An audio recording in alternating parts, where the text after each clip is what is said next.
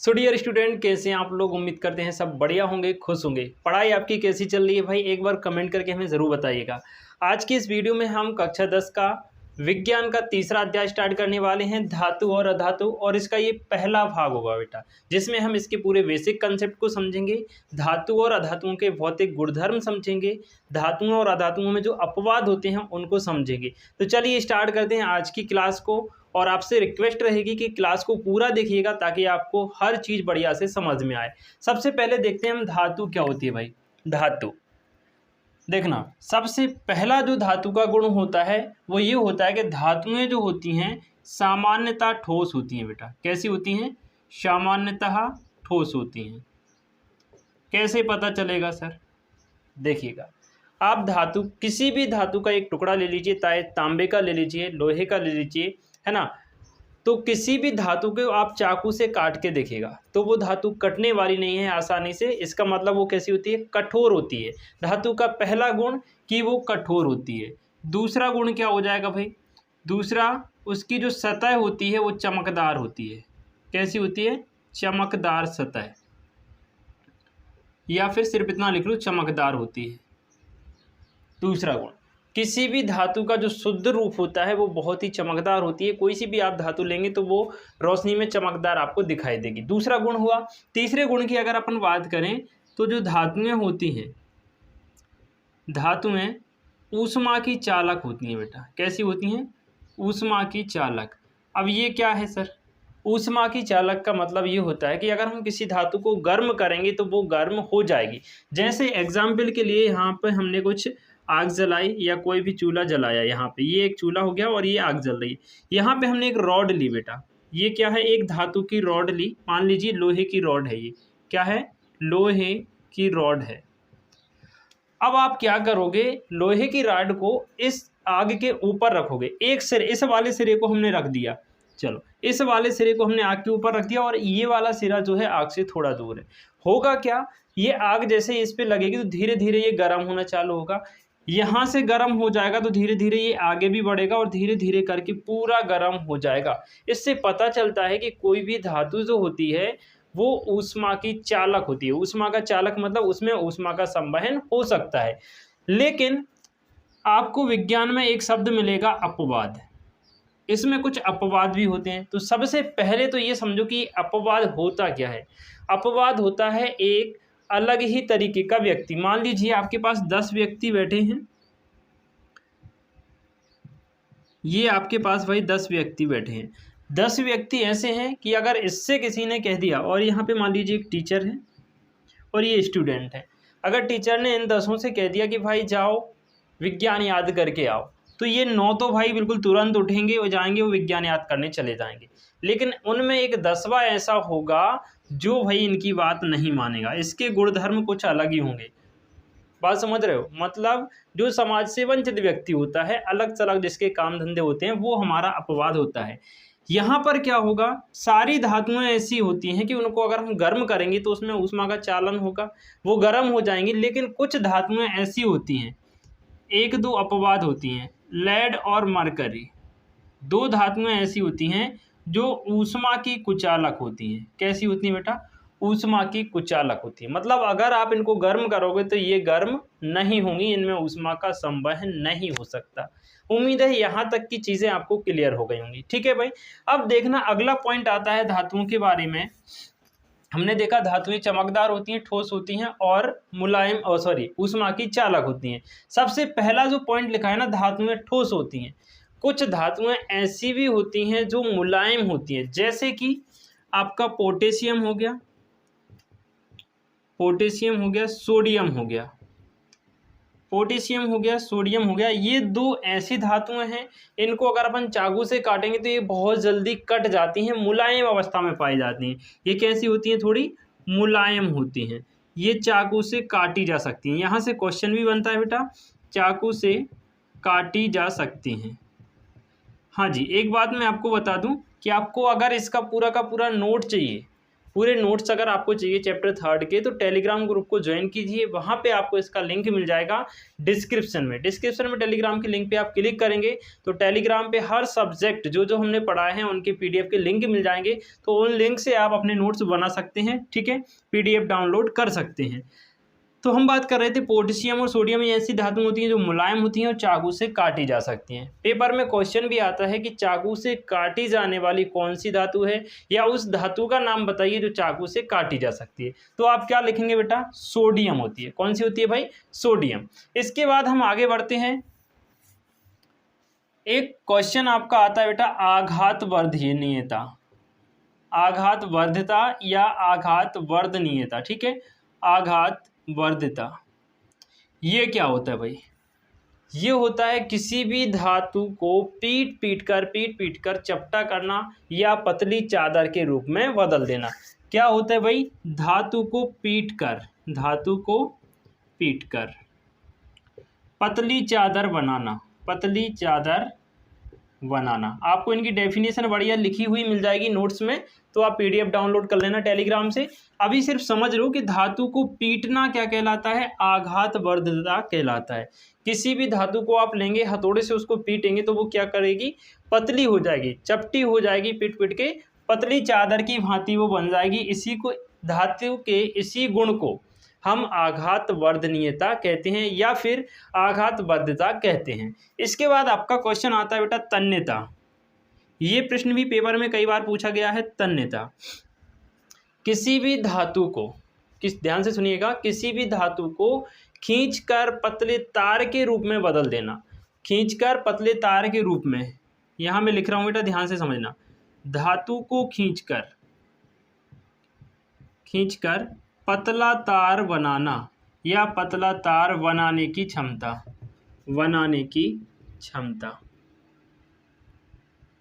क्षमता को तन्यता कहते हैं। क्या कहते हैं भाई, तन्यता कहते हैं। बात समझ में आई। धातुओं का कौन सा गुण, धातुओं का वह गुण जो उन्हें खींचकर पतले तार का रूप दे देता है, उस गुण को हम कहते हैं बेटा तन्यता। बात समझ में आई। अब यहाँ पे एक मैं आपको इम्पोर्टेंट चीज बता रहा हूँ।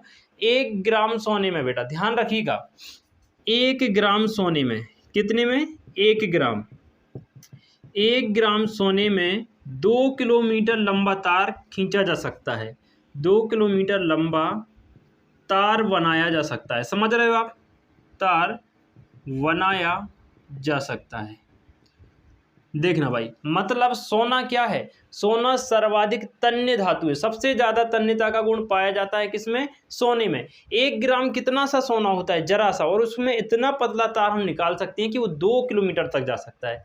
आप सोच भी नहीं सकते इतना पतला सोने का तार हो सकता है। 1 ग्राम में 2 किलोमीटर, समझ रहे हो, 2 किलोमीटर बहुत दूरी होती है, और 1 ग्राम तार का वो बन जाता है। 1 ग्राम सोने के टुकड़े का इतना लंबा तार बन जाता है कि उसकी लंबाई जो है 2 किलोमीटर के बराबर हो जाती है। ये अपने आप में एक आश्चर्यचकित करने वाली बात है, ठीक है। यहाँ से क्वेश्चन भी आता है कि सर्वाधिक तन्य धातु कौन सी होती है।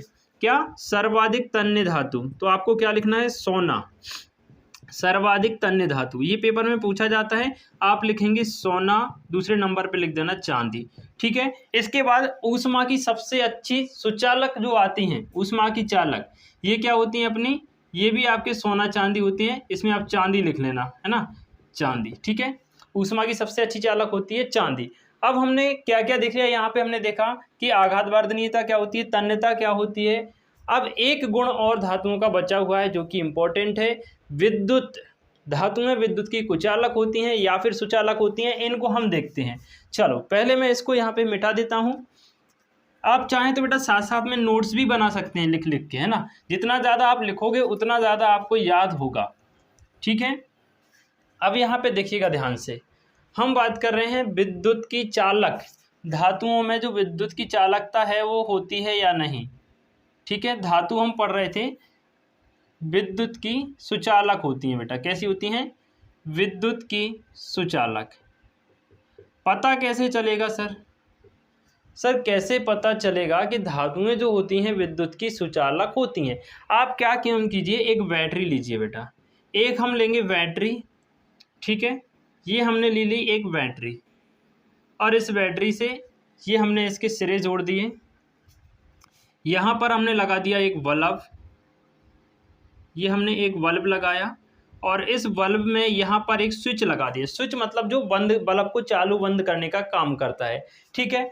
और इस स्विच का ये जो वायर है यहाँ पर ले आए और इन दोनों सिरों को यहाँ पर बेटा हमने खुला छोड़ दिया। इन दोनों सिरों को यहाँ पे खुला छोड़ दिया, थोड़ा सा हमने गैप रखा। अब हमें टेस्ट क्या करना है कि धातुएं विद्युत की चालक होती हैं या नहीं। तो हम क्या करेंगे, एक धातु का टुकड़ा लेंगे बेटा। क्या लेंगे? एक धातु का टुकड़ा। धातु का टुकड़ा कोई सी भी धातु, आप तांबे का ले सकते हैं, एल्यूमिनियम का ले सकते हैं, आयरन का ले सकते हैं। तो एक टुकड़ा लेंगे हम और हमने अभी क्या किया, इस स्विच को ऑफ कर दिया। स्विच ऑफ कर दिया, बल्ब अभी अपना बंद है क्योंकि यहाँ से कनेक्शन हटा हुआ है। तो हमने क्या किया, इस धातु के तार को यहाँ जोड़ा, इस सिरे से जोड़ दिया और इस सिरे से जोड़ दिया। जोड़ने के बाद जैसे ही हम इस स्विच को ऑन करेंगे बेटा, स्विच को ऑन करेंगे तो ये जला बल्ब जो होगा वो क्या होगा, जलने लगेगा। बल्ब क्या हो जाएगा बेटा, ये बल्ब जल जाएगा। क्या हो जाएगा? जलने लगेगा, रोशनी देने लगेगा, ठीक है। जल जाएगा मतलब कि धातुएं जो होती हैं वो विद्युत की कैसी होती हैं, सुचालक होती हैं। धातुओं में विद्युत का चालन होता है। बात समझ में आ गई? एक बार मुझे कमेंट करके बताएं। यहाँ तक की सारी कहानी आपको क्लियर हो गई या फिर नहीं, जल्दी से बताएं। फिर हम बढ़ते हैं अधातुओं के भौतिक गुणधर्म की ओर। उसके बाद हम देखेंगे धातुओं की कुछ रासायनिक अभिक्रियाएं या फिर धातुओं के रासायनिक गुणधर्म। हाँ जी भाई, यहाँ तक की सारी कहानी आपको क्लियर हो गई? एक बार मुझे कमेंट करके बताइए, फिर हम बढ़ते हैं आगे। धातुओं के बारे में अभी तक हमने काफ़ी सारी चीज़ें सीखी। 2-3 पॉइंट और आपको याद रखना बेटा धातुओं के बारे में, ठीक है। सबसे पहला पॉइंट मरकरी, यहाँ से क्वेश्चन पूछा जाता है। मरकरी क्या है? ये द्रव अवस्था में पाई जाती है बेटा। कैसी? द्रव अवस्था में पाई जाती है, याद रखिएगा। सभी धातुएं ठोस होती हैं लेकिन मरकरी एक ऐसा अपवाद है धातुओं में जो द्रव अवस्था में होता है। कैसा होता है? द्रव अवस्था में। दूसरा पॉइंट आपको याद रखना बेटा, दो धातुएं होती हैं आपकी, एक सीजियम और दूसरी होती है गैलियम। इनकी क्या खासियत है सर? इनकी खासियत ये है कि सीजियम और गैलियम धातुओं का जो गलनांक होता है, गलन पॉइंट होता है, बहुत कम होता है। बहुत जल्दी ये पिघलने लगती हैं। अगर आप इनको ऐसे हथेली पे रखोगे ना तो ये पिघलने लगेंगे, ठीक है। तो इनको हथेली पे रखते ही ये पिघलने लगती हैं। तो आप याद रखेंगे सीजियम और गैलियम का गलनांक कम होता है, बहुत कम होता है, ठीक है। बहुत कम होता है, ठीक है। हथेली पर रखने से ही पिघल जाती हैं। हथेली पर रखने से पिघल जाती हैं, ये चीज़ आपको याद रखनी है, ठीक है भाई। प्रश्न पूछा जाएगा कि वे कौन सी धातुएं हैं जो हथेली पर रखने से पिघल जाती हैं, तो आप लिखिएगा कि सीजियम और गैलियम। एक लास्ट पॉइंट और धातुओं में आपको याद रखना है भाई, जिसको हम बोलते हैं ध्वनिक। क्या होता है सर? एक क्वेश्चन आपसे पूछा जाता है कि ये ध्वनिक, या फिर इसी को ऐसे भी पूछा जाता है कि सोनोरस क्या होता है। सोनोरस या फिर ध्वनिक क्या होता है? हमने आपको बताया कि धातुएं जो होती हैं सामान्यतः ठोस प्रकृति की होती हैं। तो जब कोई धातु किसी ठोस सतह से टकराएगी, ठोस सतह से टकराएगी, कोई धातु, ये मान लीजिए एक सतह है और ये अपने पास धातु है, अपन इसको इससे ऐसे टकराएंगे तो एक आवाज़ उत्पन्न होगी, ध्वनि उत्पन्न होगी। धातुओं के इसी गुण को हम ध्वनिक या इसी गुण को हम सोनोरस कहते हैं। क्या कहते हैं? सोनोरस। यानी धातु का किसी ठोस सतह से टकरा कर ध्वनि उत्पन्न करना ध्वनिक या सोनोरस कहलाता है। तो धातुओं के बारे में जितने भी इंपॉर्टेंट पॉइंट थे मैंने सारे के सारे आपको कंप्लीट करवा दिए हैं। अब हम अधातुओं की बात करते हैं, फिर आगे बढ़ेंगे भाई, ठीक है। चलिए यहाँ से हम इसको रफ कर देते हैं। हाँ जी भाई, अधातुएं जो होती हैं लगभग धातुओं की विपरीत ही आप समझ लीजिए इनको। देखना बेटा, अधातु या तो ठोस अवस्था में होगी या फिर बेटा गैस अवस्था में होगी। सबसे पहला पॉइंट आपको यही रखना है याद कि अधातुएं या तो ठोस अवस्था में होंगी या फिर गैस अवस्था में होंगी। लेकिन एक अपवाद भी होता है बेटा, इसमें एक अपवाद होता है। एक ऐसी अधातु होती है जो ना तो ठोस अवस्था में होती है ना ही गैस अवस्था में, ये होती है हमारी द्रव अवस्था में। उस धातु का नाम आपको याद रखना है बेटा, ब्रोमीन। कौन सी है? सॉरी, धातु नहीं, अधातु। ब्रोमीन एक ऐसी अधातु है जो द्रव अवस्था में पाई जाती है। किसमें? द्रव अवस्था में। जैसे धातुओं में हमारा पारा था, मरकरी, द्रव अवस्था में पाई जा रही थी, उसी प्रकार से हमारी अधातुओं में ब्रोमीन जो होती है वो द्रव अवस्था में पाई जाती है। ठीक है, इसके बाद हम देखते हैं अगला पॉइंट अधातुओं में जो कि इंपॉर्टेंट होगा। याद रखना बेटा, अगला पॉइंट है आयोडीन। इससे क्वेश्चन पूछा जाता है।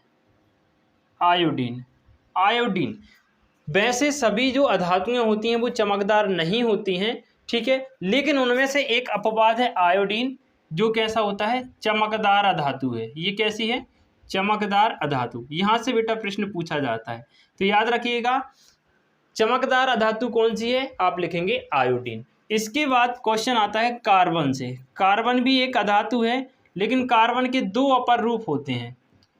कार्बन दो रूपों में पाया जाता है, दो अपर रूप होते हैं। कौन कौन से होते हैं, यहाँ से भी आपसे क्वेश्चन पूछा जाएगा। नंबर 1 इसका अपर रूप होता है हीरा, नंबर 2 होता है बेटा ग्रेफाइट। इनकी क्या खासियत होती है सर, हीरा जो होता है सबसे कठोर होता है बेटा। हीरा क्या होता है, सबसे कठोर होता है। और ग्रेफाइट जो होता है इसका गलनांक क्वथनांक दोनों ही उच्च होते हैं, साथ ही साथ ये विद्युत का सुचालक होता है। सबसे खास बात जो ग्रेफाइट की है वो क्या है, विद्युत का सुचालक।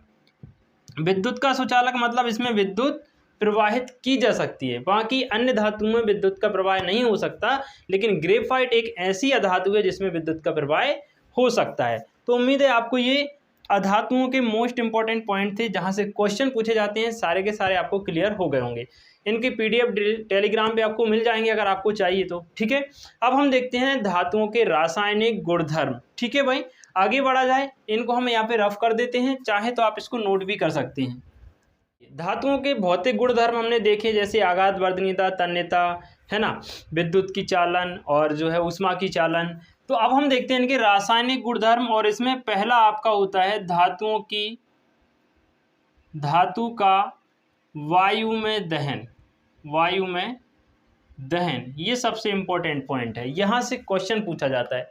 क्या होता है, वायु जो होती है उसमें ऑक्सीजन गैस होती है। जब हम वायु की उपस्थिति में किसी धातु को जलाते हैं तो धातु क्या करेगी, ऑक्सीजन से क्रिया करेगी, और जो भी धातु होगी उसका ऑक्साइड बन जाएगा बेटा। सबसे इंपॉर्टेंट पॉइंट याद रखिएगा, जब धातु की क्रिया होती है ऑक्सीजन से, किसी धातु को जलाएंगे तो जलाएंगे वायु की उपस्थिति में, वायु में होती है बेटा ऑक्सीजन, धातु ऑक्सीजन से क्रिया करेगी और क्या बनाएगी, धातु ऑक्साइड बनाएगी। ध्यान रखिएगा, क्या बनाएगी, धातु ऑक्साइड। अब यहाँ से प्रश्न कैसे आएगा सर, आपसे पूछा जाएगा एक ऐसी धातु को उदाहरण से समझाइए जो ऑक्सीजन के साथ क्रिया करके धातु ऑक्साइड बनाती है, या फिर वायु में धातुओं का दहन कैसे किया जाता है, एग्जाम्पल के साथ समझाइए, है ना। ऐसे प्रश्न आपसे पूछे जाएंगे। तो हमने धातु यहाँ पे ले ली बेटा कॉपर, हमने 2 कॉपर यहाँ पे लिए, और ऑक्सीजन हमने ले लिए बेटा। धातु की हमने क्रिया कराई किससे, ऑक्सीजन से, कॉपर की क्रिया हुई ऑक्सीजन से, तो यहाँ बन जाएगा अपना 2CuO, कॉपर ऑक्साइड बन जाएगा। ये क्या बन गया हमारा, कॉपर ऑक्साइड। इसी को हम क्या बोलेंगे, धातु ऑक्साइड, क्योंकि कॉपर क्या है हमारा, धातु है, तो ये क्या बन गया हमारा, एक धातु ऑक्साइड बन गया। और अगर इसके कलर की बात करें, इसके रंग की बात करें, तो ये काले रंग का बनेगा बेटा। कैसा बनेगा, काले रंग का। जब कॉपर को वायु की उपस्थिति में आप गर्म करोगे तो कॉपर ऑक्साइड बनेगा, लेकिन उसका रंग कैसा होगा अगर आपसे पूछे तो लिखना काले रंग का कॉपर ऑक्साइड बनता है। हाँ जी भाई, यहाँ तक की सारी चीज़ें आपको क्लियर हो गई, एक बार मुझे कमेंट करके बताएं। आगे हम एक और एग्जाम्पल यहाँ पे लेते हैं, एल्यूमिनियम। एल्यूमिनियम की हमने ऑक्सीजन से क्रिया कराई, लेकिन हमने यहाँ पर 3O2 ले लिया और यहाँ पर 4 एल्यूमिनियम ले लिया। क्या किया हमने, एल्यूमिनियम के 4 अणु लिए और ऑक्सीजन हमने 3 ले लिए। जब इनकी क्रिया हुई तो ये बनेगा बेटा 2Al2O3। ये क्या बन गया हमारा, एल्यूमिनियम ऑक्साइड बन गया। क्या बना, एल्यूमिनियम ऑक्साइड। ये भी क्या है भाई, एक धातु ऑक्साइड है। क्या है, एक धातु ऑक्साइड है। एल्यूमिनियम की क्रिया ऑक्सीजन से हुई तो ये हमारा बैलेंस भी है, देखो 2Al2 यानी कि 4Al हो गए, यहाँ पर भी 4 थे, यहाँ पर 3 दूनी 6 ऑक्सीजन थे, तो 3 ये और 2 आगे, तो कितने हो गए, 6 ऑक्सीजन। यानी हमारा समीकरण बैलेंस भी है और ये जो है एल्यूमिनियम ऑक्साइड भी बन गया। तो उम्मीद है आपको धातु की ऑक्सीजन से अभिक्रिया समझ में आ गई होगी। ठीक है, आगे हम बढ़ते हैं। अगला प्रश्न आपसे पूछा जाता है कि उभयधर्मी ऑक्साइड क्या होते हैं, उदाहरण सहित समझाइए। क्या आता है भाई, अगला क्वेश्चन धातुओं से पूछा जाता है, उभयधर्मी ऑक्साइड। ऑक्साइड तो आप समझ गए, जो धातु ऑक्सीजन के साथ अभिक्रिया करके बनाती है वो ऑक्साइड होता है। ठीक है, तो ऑक्साइड, उभयधर्मी ऑक्साइड कौन से होते हैं? ऑक्साइड तो सभी होते हैं, जो जब धातु ऑक्सीजन से क्रिया करेगी तो ऑक्साइड ही बनेगा, लेकिन इनमें से कुछ ऐसे ऑक्साइड बन जाते हैं जो उभयधर्मी होते हैं। उभयधर्मी का ये मतलब होता है कि कोई भी धातु ऑक्साइड होगा, ध्यान से समझिए बेटा, उभयधर्मी का मतलब क्या होता है? जब हम किसी धातु ऑक्साइड की क्रिया अम्ल से कराएंगे, किससे? धातु ऑक्साइड की क्रिया हमने किससे कराई? अम्ल से कराई, तो यहाँ पे बनेगा बेटा लवण और जल बनेगा। क्या बनेगा? लवण बनेगा और जल बनेगा। और साथ ही साथ हमने किसी धातु की अभिक्रिया कराई, धातु ऑक्साइड की अभिक्रिया क्षारक से कराई। एक बार हमने अम्ल से कराई, दूसरी बार हमने क्षारक से कराई, तब भी क्या बनेगा? लवण बनेगा और जल बनेगा। कहने का मतलब ये हुआ कि ऐसे धातु ऑक्साइड जो अम्ल एवं क्षारक, ध्यान से सुनिएगा, इंपॉर्टेंट है, अम्ल एवं क्षारक दोनों से क्रिया करते हैं और क्रिया करने के बाद जल और लवण बनाते हैं, वो हमारे उभयधर्मी ऑक्साइड कहलाते हैं। क्या कहलाते हैं? उभयधर्मी ऑक्साइड कहलाते हैं। क्लियर हुआ? आगे हम इसके एग्जाम्पल यहाँ पे देखते हैं बेटा। देखिएगा भाई, हमने एक एग्जाम्पल लिया Al2O3। क्या ले लिया हमने?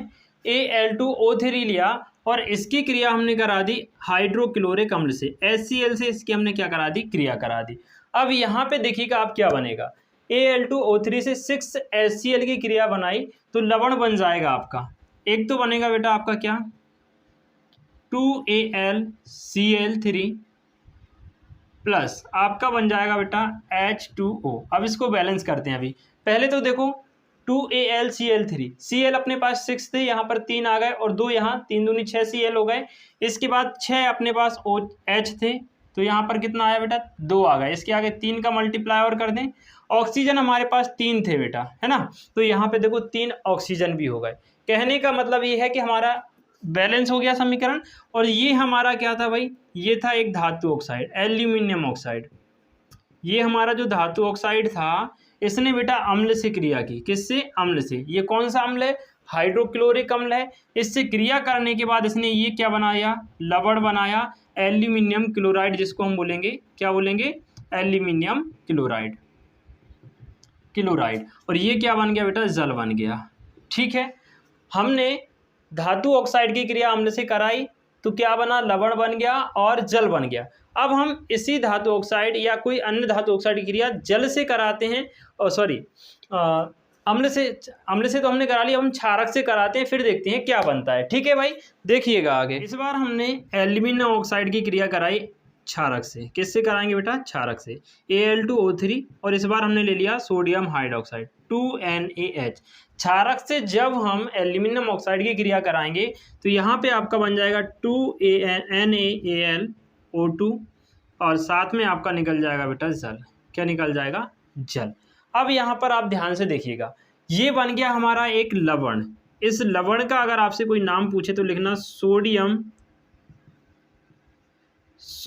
एल्यूमिनेट, सोडियम एल्यूमिनेट जिसको हम कहते हैं, ये बन गया हमारा जल। यहाँ पे आप इसको बैलेंस करके भी देख सकते हैं। 2Na इधर है बेटा, यहाँ भी कितना था? 2Na। Al2 2 था, तो यहाँ पर देखो ये 2 लगा है और ये Al2 हो गया। O यहाँ पर देखना बेटा 3 ये थे और 2 ये थे, 5 O थे, यहाँ पर 5 ऑक्सीजन थे, तो यहाँ पे देखना 2 दूनी 4 यहाँ आ गए और ये आ गया। और हाइड्रोजन 2 थे, तो यहाँ पर देखो 2H, तो यहाँ भी कितना आ गया? H2। यानी हमारी इक्वेशन भी बिल्कुल बैलेंस है। और हमने देखा कि जब धातु ऑक्साइड क्षारक के साथ क्रिया करता है तब क्या बनाता है? लवण और जल बनाता है। मतलब ये कैसे धातु ऑक्साइड हैं? ये उभयधर्मी ऑक्साइड हैं। ठीक है, जो अम्ल से और क्षार दोनों से अभिक्रिया करके लवण और जल बनाते हैं। उम्मीद है आपको उभयधर्मी ऑक्साइड बढ़िया से समझ में आ गए होंगे। अगर आपको समझ में आ गया तो भाई वीडियो को लाइक करके शेयर जरूर आपको करना है। ठीक है, चलिए भाई, आज की क्लास में यहीं तक। अब इसके आगे के जो क्वेश्चन हैं, आगे का जो कंसेप्ट है, वो अगले भाग में हम सीखेंगे। तब तक के लिए खुश रहिए, मस्त रहिए, बाकी पढ़ते जरूर रहिए।